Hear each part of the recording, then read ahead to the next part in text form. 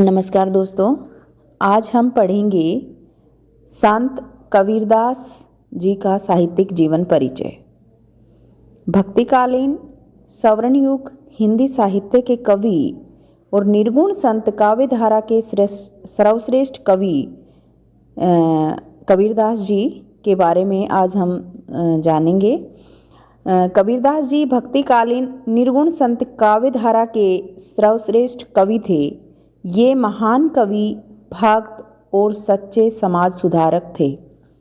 जनश्रुति के आधार पर उनका जन्म सन 1398 ईस्वी में काशी नामक स्थान पर माना जाता है।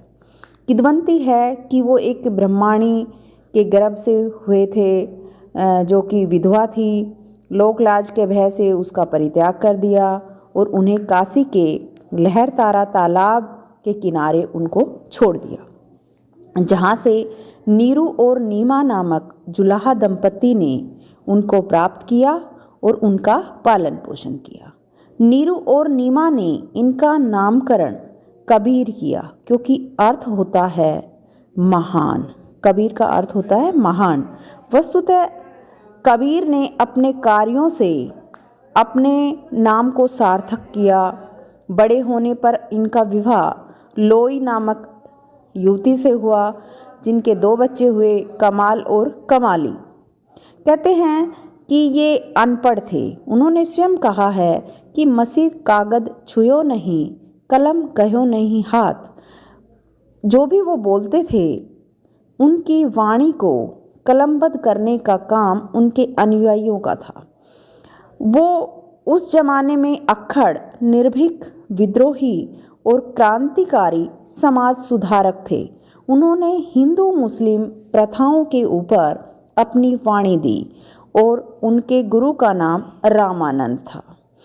उनका गुरु को विशिष्ट स्थान देते थे और उन्होंने अपने साखियों में गुरु की महिमा का गुणगान किया है। उन्होंने राम नाम का मंत्र दिया, लेकिन कहा कि दशरथ सुत तिहु लोक बखाना, राम नाम का मर्म है आना। उनके स्वाभिमानी और अक्खड़ स्वभाव के कारण तत्कालीन लोधी शासक सिकंदर लोधी ने इसके ऊपर कई अत्याचार किया, लेकिन ये उनकी परवाह न करते हुए अपनी वाणी द्वारा हिंदू मुस्लिम एकता पर बल देते रहे। सन 1518 ईस्वी में इस महान संत का बनारस के समीप मगहर नामक स्थान पर देहांत हो गया। कबीर चौरा नामक स्थान पर इनकी समाधि बनी हुई है। कबीर की एकमात्र रचना है बीजक, जो 3 भाग हैं, साखी, सबद और रैमणी। इनके कुछ पद गुरु ग्रंथ साहिब में भी संकलित हैं। इनके साहित्यिक विशेषताएं, ये निर्गुण ईश्वर में विश्वास करते थे और उन्होंने कहा कि मेरा ब्रह्मा अनंत, अगोचर, अपरंपार, सर्वव्यापक, सर्वनियंता, सर्वपालक, सर्वसंहारक है। और उन्होंने ये भी बताया कि कस्तूरी कुंडल बसे, मृग ढूंढे बनमाही, ऐसे घट में पीव है, दुनिया जाने नाही। उन्होंने बहुदेववाद और अवतारवाद का भी विरोध किया। अक्षय पुरुष एक है, निरंजन बाकी डार, तिरदेव शाखा बहे, पात भये संसार। गुरु के महत्व पर भी उन्होंने काफ़ी बल दिया और वो कहते थे कि सतगुरु की महिमा अनंत, अनंत किया उपकार, लोचन अनंत उघाड़िया, अनंत दिखावन हार। और यहाँ तक कि हम ये तो हर बच्चे की ज़बान पर साखी दोहा सुनते ही हैं कि गुरु गोविंद दोहु खड़े, काके लागू पाए, बलिहारी गुरु आपने, जिन गोविंद दियो मिलाए। उन्होंने बाह्य आडंबरों का भी विरोध किया। पत्थर पूजे हरि मिले, तो मैं पूजूं पहाड़, ताते वह चाकी भली, पीस खाए संसार। और यहाँ तक कि उन्होंने मुसलमानों को फटकारते हुए कहा कि कंकर पाथर जोड़ के मस्जिद लई बनाए, ता चढ़ी मुल्ला बांग दे, क्या बहरा हुआ खुदाए। उन्होंने जाति पाति का भी विरोध किया। जाति पाति पूछे नहीं कोई, हरि को भजे सो हरि का होई। एक बूंद एक मलमूत्र, एक चाम एक गुदा, एक ज्योति थे सब उत्पन्ना, कौन ब्राह्मण कौन सुदा। फिर उन्होंने नाम स्मरण पर बल दिया। कबीर निर्भय राम जपूं, जब लग दीवा बाती, तेल घटे बाती बुझे, तब सोवेगा दिन राती।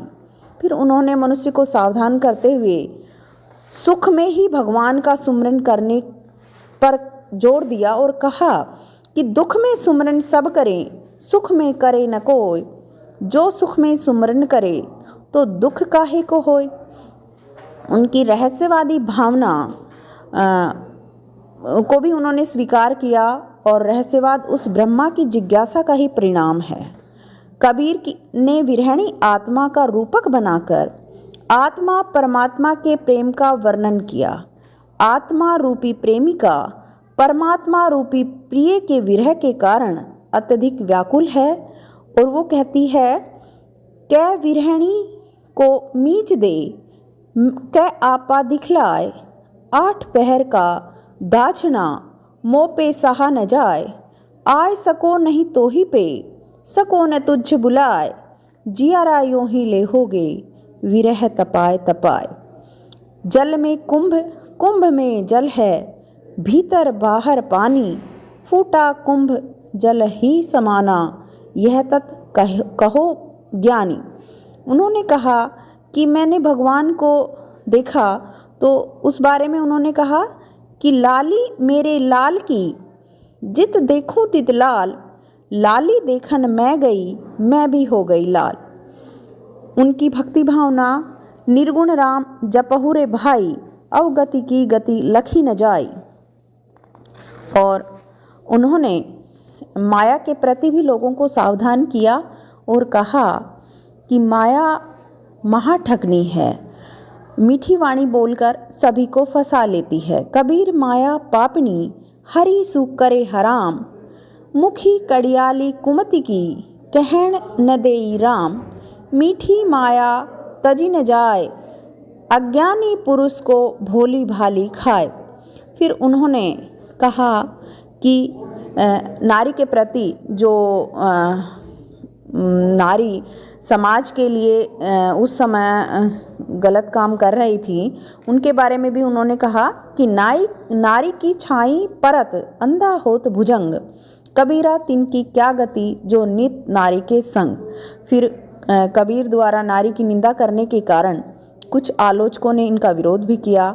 ऐसा लगता है कि उपयुक्त दोहा उन नारियों के लिए कहा जो पर पुरुषों पर डोरे डालती हैं। पतिव्रता नारी की प्रशंसा करते हुए उन्होंने कहा कि पतिव्रता मैली भली, काली कुरिच कुरूप, पतिव्रता के रूप पर बारों कोटि स्वरूप। ये फिर उन्होंने नारियों के लिए कहा।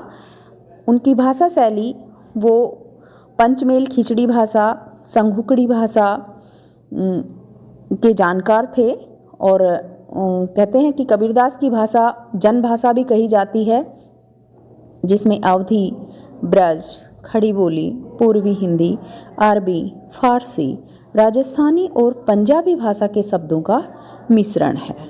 उन्होंने साखी, दोहा और चौपाई की शैली अपनी वाणी में प्रस्तुत की। यही नहीं, उन्होंने अनुप्रास, उपमा, यमक, श्लेष, उत्प्रेक्षा, रूपक आदि अलंकारों का सफल प्रयोग किया है। कबीर की उलट बासियाँ प्रसिद्ध हैं और उनकी भाषा में वर्णनात्मक, चित्रात्मक, प्रतीकात्मक, भावात्मक आदि शैलियों का प्रयोग हुआ है। ये था आज का हमारा टॉपिक कबीरदास जी, और यहाँ तक कि हजारी प्रसाद द्विवेदी ने इसे भाषा का डिक्टेटर कहकर संबोधित किया है। धन्यवाद।